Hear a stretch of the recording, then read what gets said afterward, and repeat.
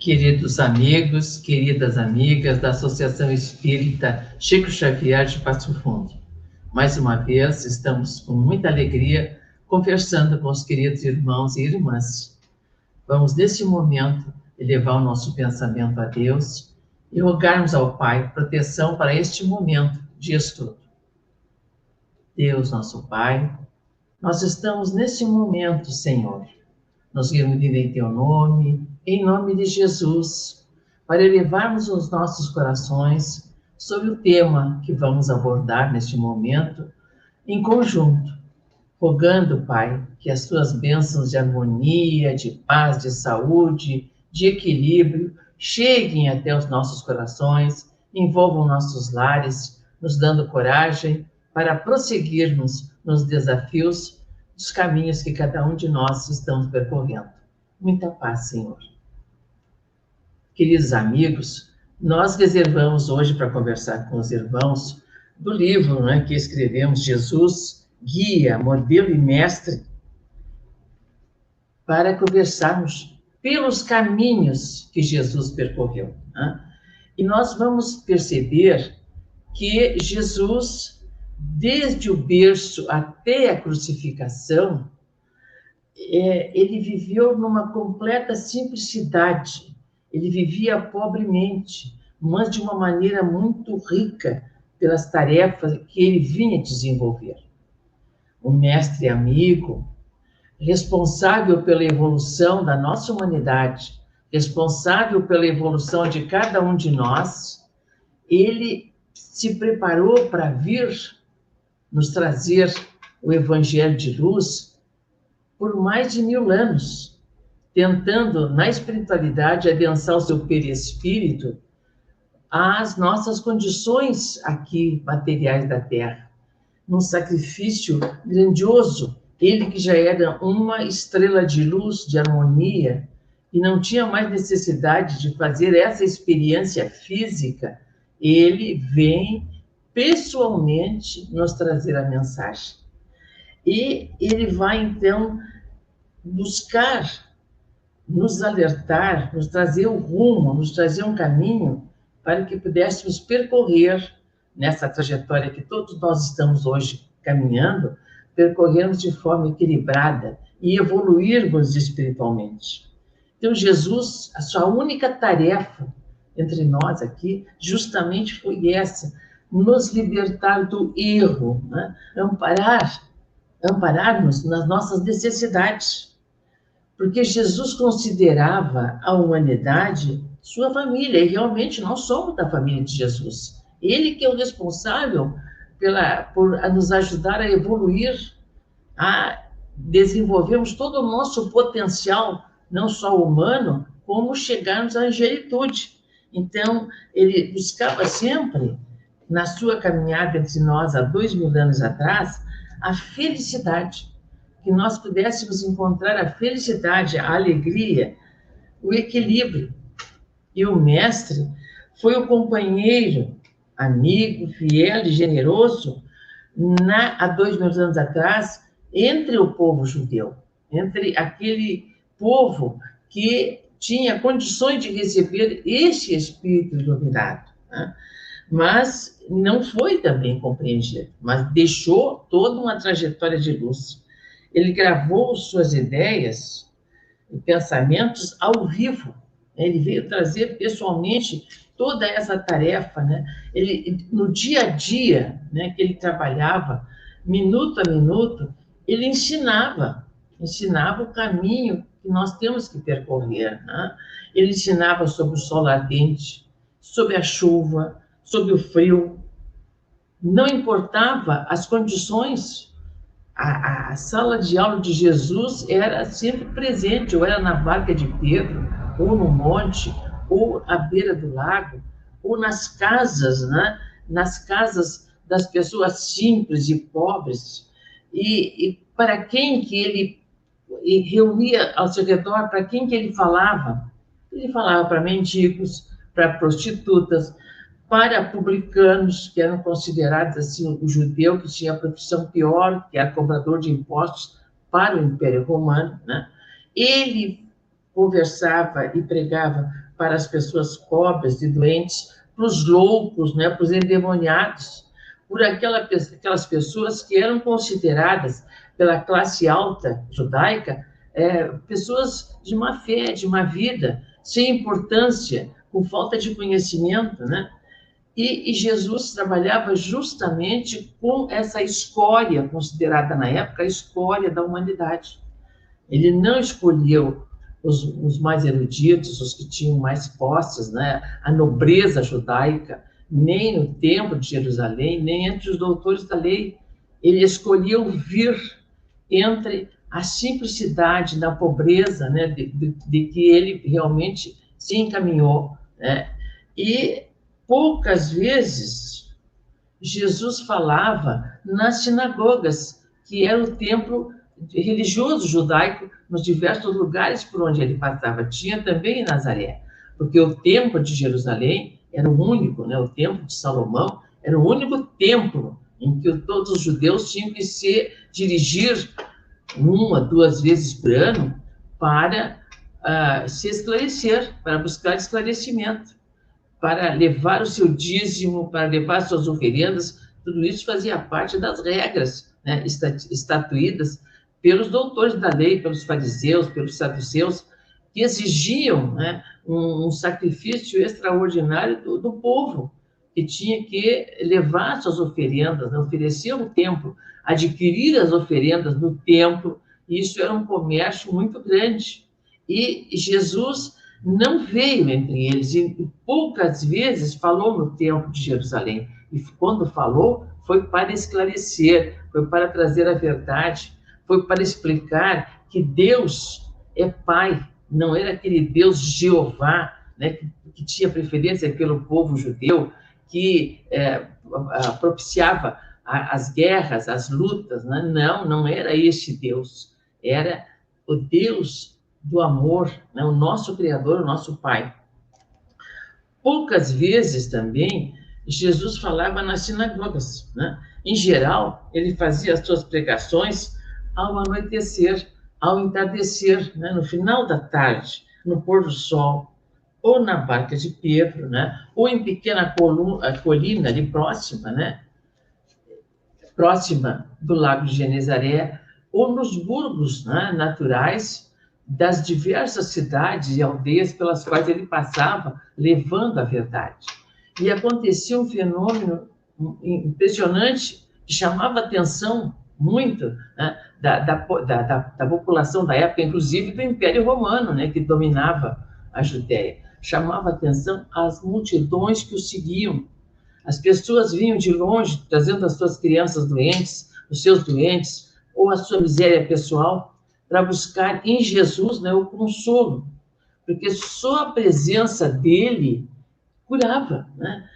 E mesmo que a pessoa não tivesse doenças, não tivesse grandes problemas, a simples presença de Jesus fazia com que a exclusão de remorso dos seus erros, dos seus atos negativos, viessem à tona. E as pessoas falavam, né? E procuravam se redimir, e procuravam prometer mudar de vida, porque eles percebiam a grandiosidade daquele ser, né? Mas os fariseus, a elite, né, do templo, os doutores da lei, consideravam Jesus o profeta dos vagabundos, porque ele não ia ao templo, ele não nasceu numa família nobre, né? Ele nasceu em pobreza. Então, ele, nesses caminhos todos que ele andava, rodeado pela multidão de pecadores, de pessoas de povo, de sofredores, de miseráveis, pessoas muito miseráveis, né? Os velhos rabinos deixavam expressar o que eles chamavam de cólera sagrada. Eles expressavam a cólera sagrada.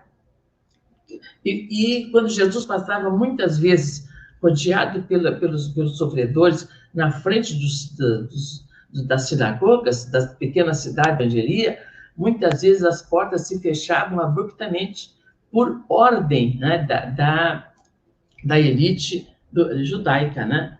Porque os seus ensinamentos eram considerados subversivos. Jesus era um subversivo na época. Eles não aceitavam aquela simplicidade, aquela pureza, aquela harmonia com que ele propunha os ensinos, né? Ele era um refrigério para o sofrimento. Ele trazia esperança, né? O reino de Deus era para os aflitos. E uma situação importante que comprova justamente como é que Jesus agia, um exemplo muito profundo, nós vamos lá encontrar em Mateus, e também nos outros evangelistas, é o Sermão da Montanha. Jesus elege para nos dar um roteiro para trabalharmos a nossa evolução, ele elege um monte, né, um aclive à beira do lago de Genezaré, em Cafarnaum, e ali ele reúne, naquele entardecer, contam os próprios evangelistas, mais de 5.000 pessoas. Ele tinha um potencial extraordinário, um magnetismo de muita energia, mas acobertado por uma pleiade de espíritos elevadíssimos que o amparavam nessa tarefa. Ele, no Sermão da Montanha, ele aponta, não é, a recompensa no futuro. Ele aponta a recompensa para o futuro, para aqueles pobres, para os infelizes, para os misericordiosos, né, para os pacíficos, para as vítimas, né, de todos os sentidos da injustiça, perseguidos, né? E ele então propunha essa esperança extraordinária que está nas 8 prescrições do Sermão da Montanha. E ele coloca esse ensinamento, qual é o caminho, né, que ele coloca? É justamente no monte, né, no pé do monte, onde ele sobe, assenta-se numa pedra, e todos os outros que estavam ali assentaram-se também para ouvi-lo. E ele não precisava de microfone, nada disso, porque a sua voz se expandia, né, de uma forma extraordinária, e todos sentiam, principalmente na acústica dos seus corações. Então, Jesus, ele pegava isso aí, né?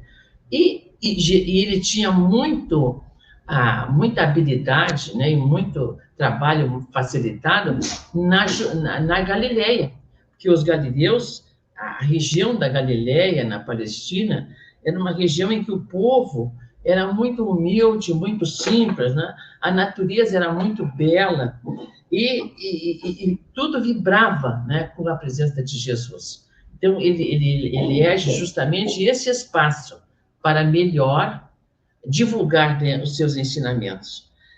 E como é que ele ensinava, né? Qual foi o método pedagógico de Jesus? Isso é interessante, né, que a gente observe qual foi o método pedagógico de Jesus, e nós colocamos isso no nosso livro, né, num dos capítulos, que é o capítulo 8º, o método pedagógico de Jesus. E esse método pedagógico, a gente vai percebendo, né, na leitura, na releitura dos 4 evangelistas, né, dos 4 evangelhos, Mateus, Marcos, Lucas, João, como também dos Atos dos Apóstolos e depois do Evangelho segundo o Cristianismo. Isso vai sempre, à medida que a gente vai lendo, nós vamos nos surpreendendo, porque sempre a gente encontra algo novo para refletir. Uma coisa que, das várias leituras que já se fez, se passa desapercebido. E à medida que nós vamos desenvolvendo esta habilidade de compreender os passos que Jesus dava para nos ensinar, qual era a sua metodologia, nós vamos ver que uma luz vai se acendendo cada vez mais na nossa mente. E nós vamos compreendendo essa passagem do Mestre, nos trazendo todas essas verdades. Não resta dúvida que Jesus é o maior pedagogo que a humanidade já recebeu, né? Ele vai sendo destacado, né, no relato dos evangelistas com a sua didática ao passar a boa nova. Jesus usou uma didática extraordinária. O mestre sempre trabalhava em grupo, ele não trabalhava isolado, né? E tanto é que ele organiza uma equipe de 12 apóstolos, e fora os outros discípulos todos, porque era ampla a equipe que ele liderava, né? Então, mas ele sempre, na sua equipe, ele tinha pessoas muito diferentes umas das outras. Os próprios apóstolos, 12, tinham características pessoais, psicológicas, emocionais, espirituais diferentes uns dos outros, né? Mas ele preparava cada um deles, né, para exercer o futuro desafio, né, a futura ação que eles teriam que exercer, que era divulgar o que ele estava ensinando. Ele estava preparando esse grupo justamente para a divulgação futura, que deixaria a lição para a humanidade. Ele não veio só pessoalmente há 2.000 anos atrás, deixando todo o trabalho, deixando seu testemunho, como ele preparou uma equipe que depois deu sequência a essa divulgação. Muito interessante essa estratégia do mestre. Ele elege o diálogo fraterno para as conversas particulares.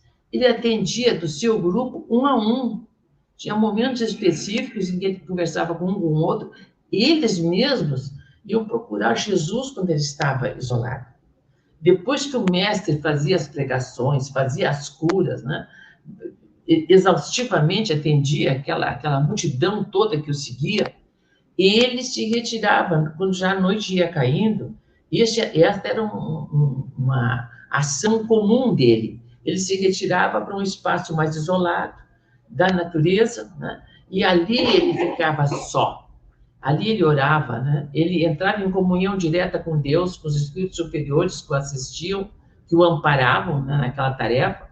E nesses momentos, alguns apóstolos iam até ele, né? Um momento, outro no outro, e dali havia o diálogo fraterno direto, né? As conversas particulares.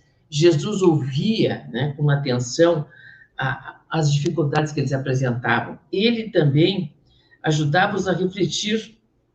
Outro aspecto interessante da metodologia de Jesus é que ele distribuía tarefas entre eles diferentes para cada um, né? Porque ele respeitava as diferenças que os próprios apóstolos apresentavam e discípulos mais distantes, e ele sempre buscava superar essas divergências de forma harmônica, conversando, né, amparando, elucidando, esclarecendo, comparando aquelas situações, né? Então ele vai na sua caminhada pedagógica, estimulando as qualidades positivas de cada um.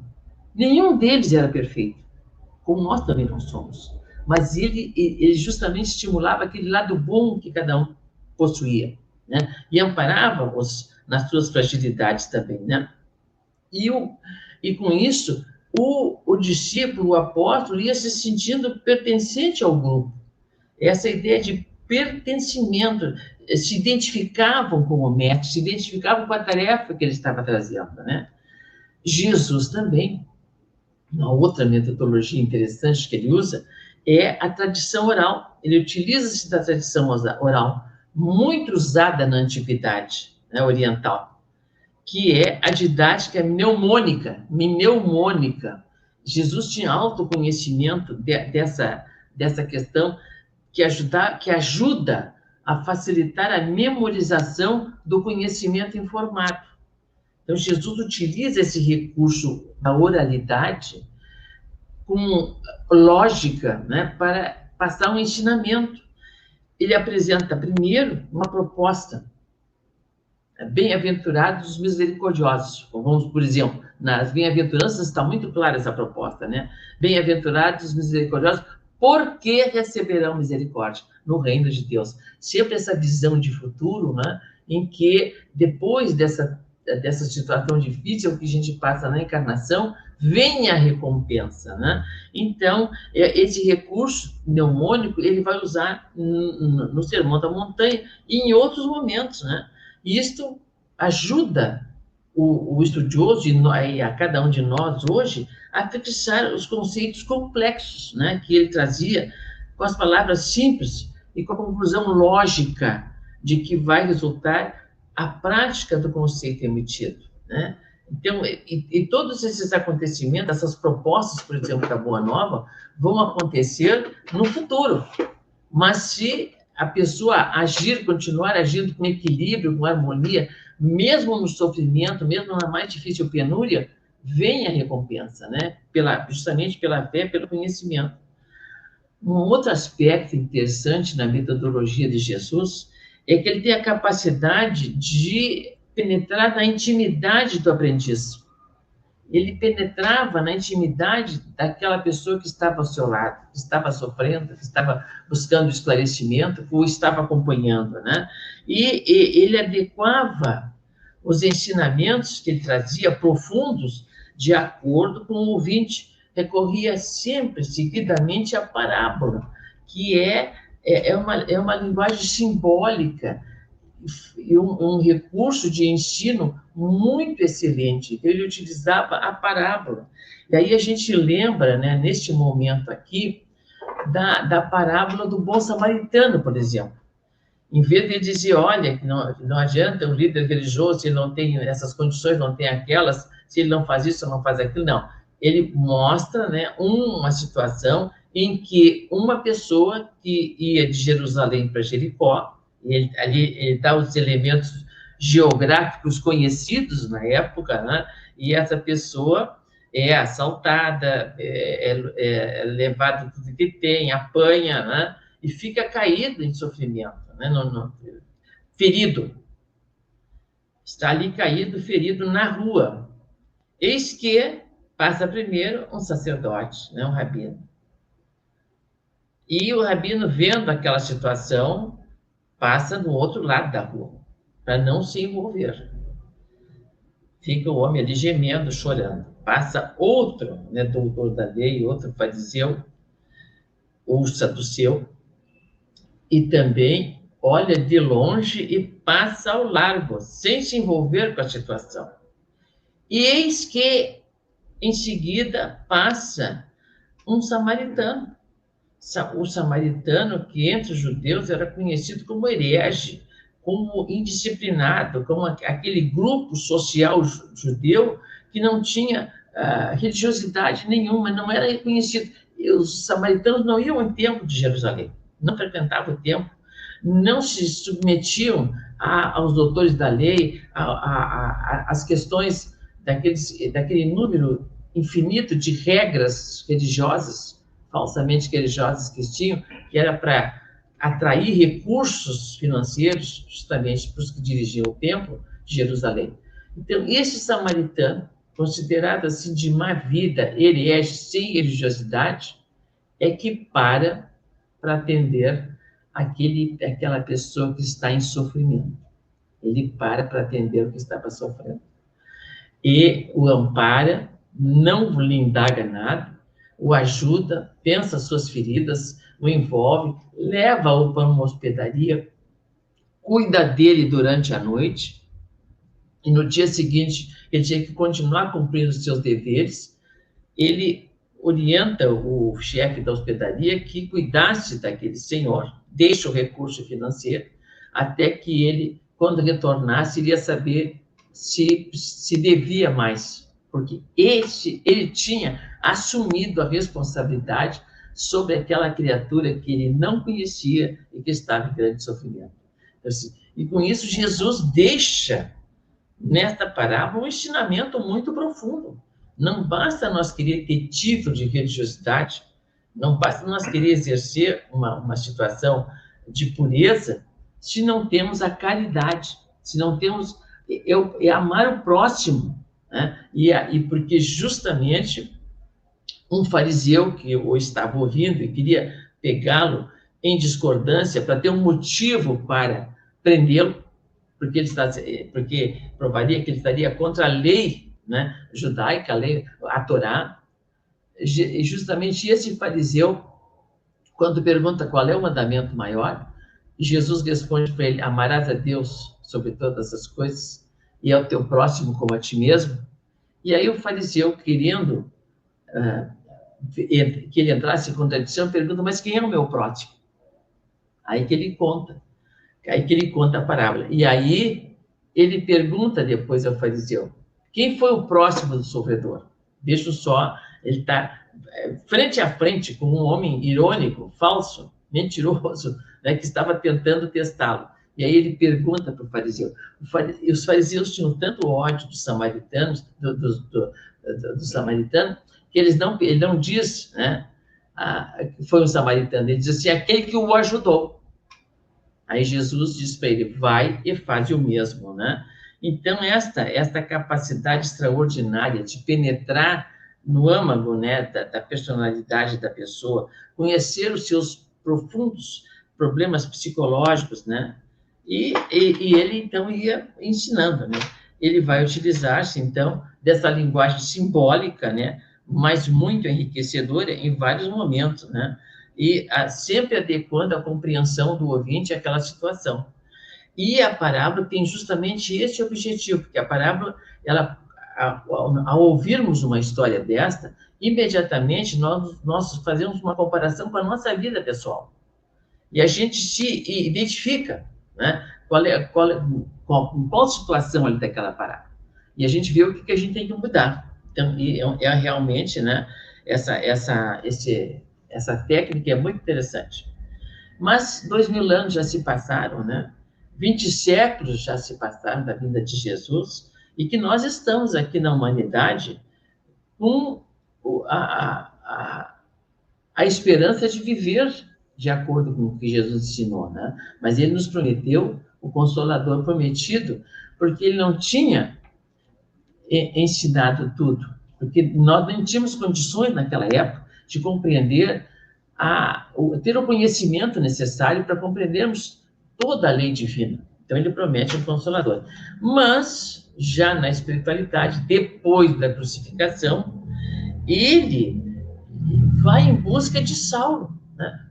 Que se tornou um grande apóstolo dos gentios.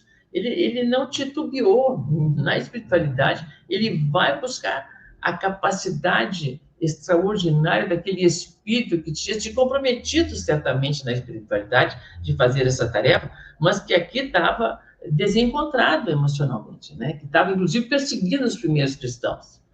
E ele, então, na estrada de Damasco, cai a máscara de Paulo.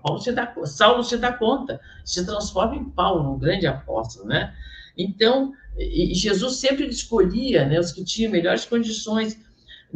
Depois da crucificação, ele prova que a morte não existe e vai ficar 40 anos, né, com os 40 dias, desculpem, ele vai ficar 40 dias com os seus apóstolos, com os seus seguidores, com a multidão. Ele consegue reunir, por fim, né, daqueles 40 dias de presença constante entre esse grupo e o grupo maior, e consegue reunir 500 na Galileia, quando ele se despede e pede que eles levem a mensagem, né, e que saiam 2 a 2 para pregar a mensagem no mundo, né? E aí, então, é que eles vão, né? E ele sempre escolhia os apóstolos. Por exemplo, Maria de Madalena, considerada uma mulher pecadora, equivocada, prostituta, ela tem a maior transformação quando ela se depara frente a frente a Jesus. Ela se torna também uma apóstola dele. Ela vai levar também a verdade dentro das suas possibilidades extraordinárias de espírito imortal, agora reequilibrada. Os apóstolos masculinos, aquela visão machista, nenhum deles aceitou a companhia de Maria de Madalena para divulgar a verdade. E ela sozinha assume a tarefa no Vale dos Leprosos, levando a mensagem de Jesus. Então, Jesus, ele tinha consciência, né, da capacidade das pessoas, ele tinha plena consciência dessa situação. E vai, então, levando a mensagem, né? Quando ele, por exemplo, quando ele vai ao Monte Tabor, ainda em vida, né, com seus apóstolos, ele não leva os 12 juntos, ele leva só Pedro, Tiago e João, porque os que tinham melhores condições de compreender o que ia se passar, o que ele ia permitir que eles pudessem ver. É quando Jesus se transfigura e fala com Moisés, fala com os apóstolos, os outros profetas, né? E João, Pedro e Tiago veem Jesus na sua plenitude de espírito imortal, e ficam impressionadíssimos. Quer dizer, estes três tinham condições de compreender este momento que eles viveram, que Jesus traz.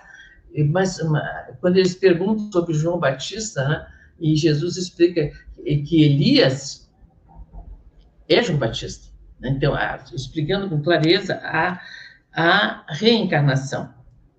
E Jesus também tinha muito cuidado com as crianças, porque o mestre, né, tinha ciência do período importante que é a infância para o espírito imortal que está estagiando na vida física, né? E o quanto nós temos que encaminhar a criança para o caminho do bem, mostrar para a criança, né, os ensinos do Evangelho, viver com ela o amor, o perdão, todas as propostas que o Evangelho de Jesus nos traz, né?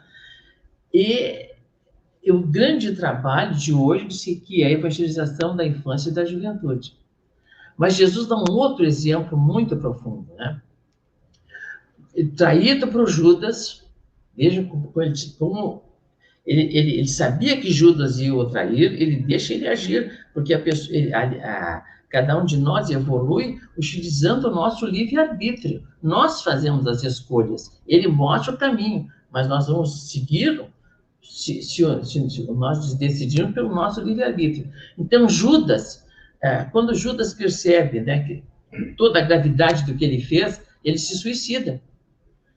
E quando Jesus se apresenta no terceiro dia, né, que ele se apresenta a Maria de Magdala, comprova que ele já não, que houve realmente a ressurreição, ele ressurge da morte. E no caminho de Emaús, 2 dos apóstolos vão caminhando, fugindo de Jerusalém por causa da perseguição, ele se apresenta para eles.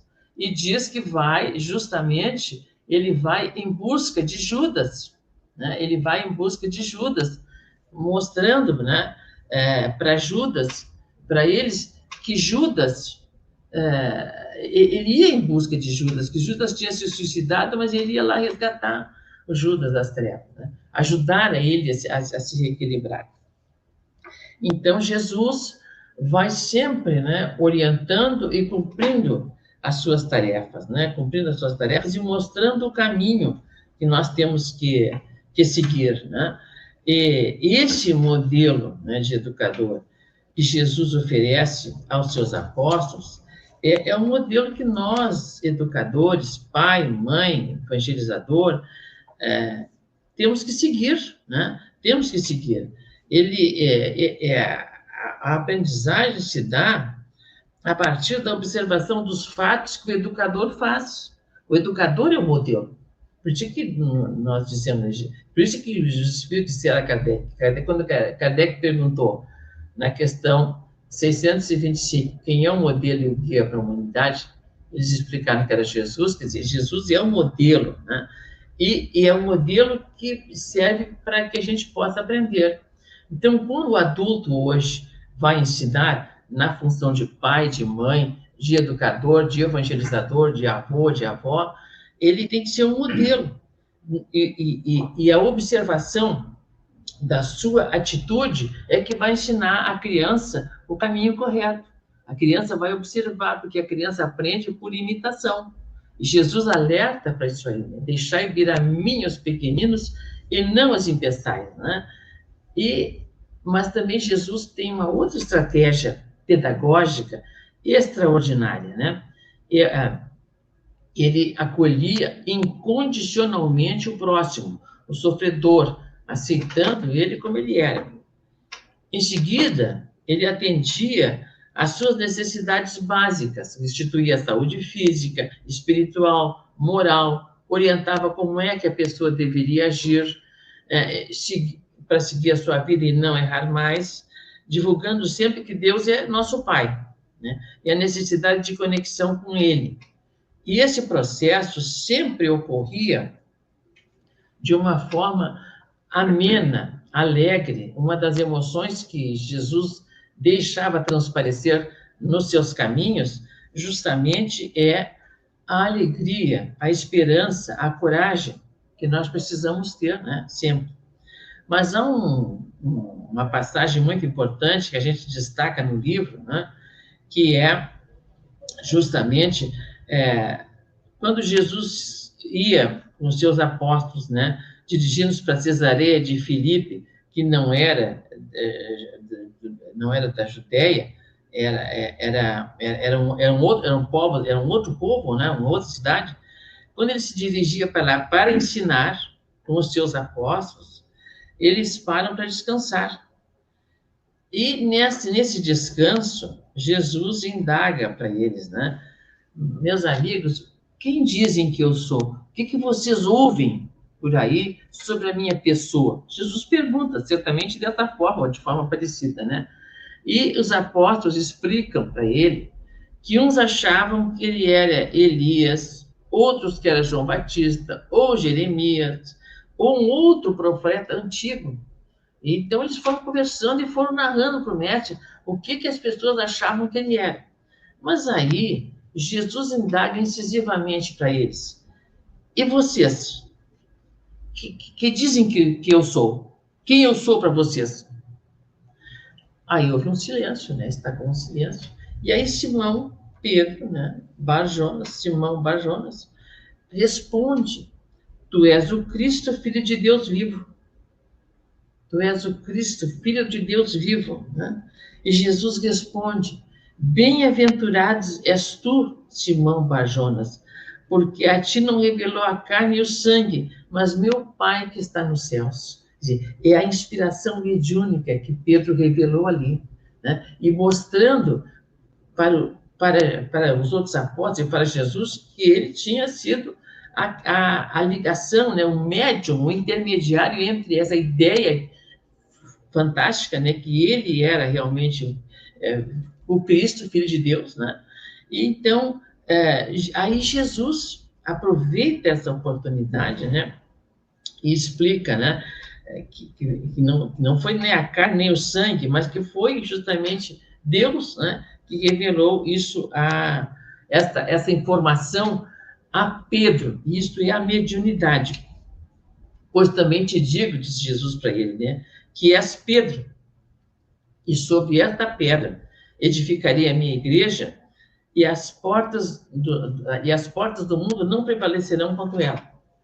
E eu te darei as chaves do reino dos céus, e tudo que ligares na terra será ligado nos céus, e tudo que desligares na terra será desligado dos céus. Essa passagem está em Mateus 16, 13 a 19. 13 a 19. A partir deste acontecimento, né, nós vamos ver que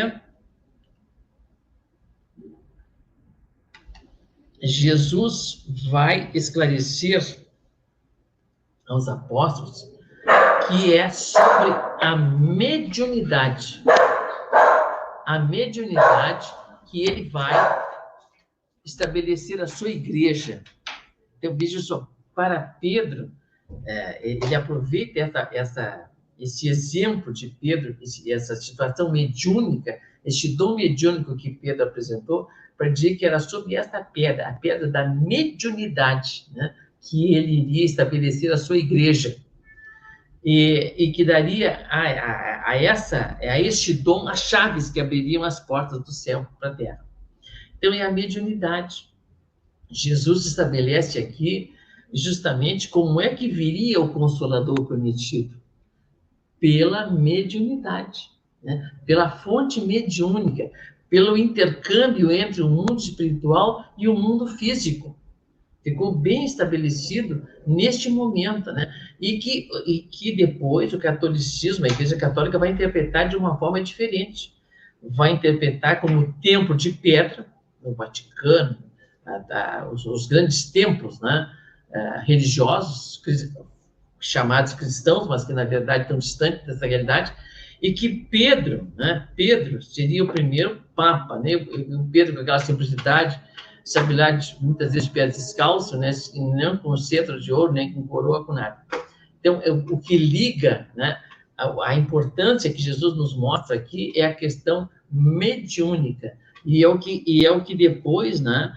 Kardec vai trazer no Evangelho segundo o Espiritismo, né? E vai trazer justamente a mensagem do Espírito Verdade, que é Jesus. E Kardec inicia o Evangelho segundo o Espiritismo com uma mensagem com a mensagem mediúnica do Espírito Verdade que esclarece: os Espíritos do Senhor, que são as virtudes do céu, qual imenso exército que se movimenta ao receber as ordens de seu comando, espalham-se por toda a superfície da terra e, semelhantes a estrelas cadentes, vêm iluminar os caminhos e abrir os olhos aos cegos. Então, é realmente a terceira revelação, que é o Espiritismo. A primeira bem personificada em Moisés, a segunda revelação é Jesus trazendo, e a terceira revelação, que está trabalhada por Allan Kardec, não tem um nome específico, né? Ela vem para ficar com a humanidade, né? Ela vem para trazer a luz que é o Consolador prometido, que Jesus tinha prometido, e que nos deixa com toda clareza, né, esta situação. E Allan Kardec vai colocar, justamente no primeiro capítulo do Evangelho segundo o Espiritismo, a lei do Antigo Testamento teve em Moisés a sua personificação. A do Novo Testamento tem lá no Cristo.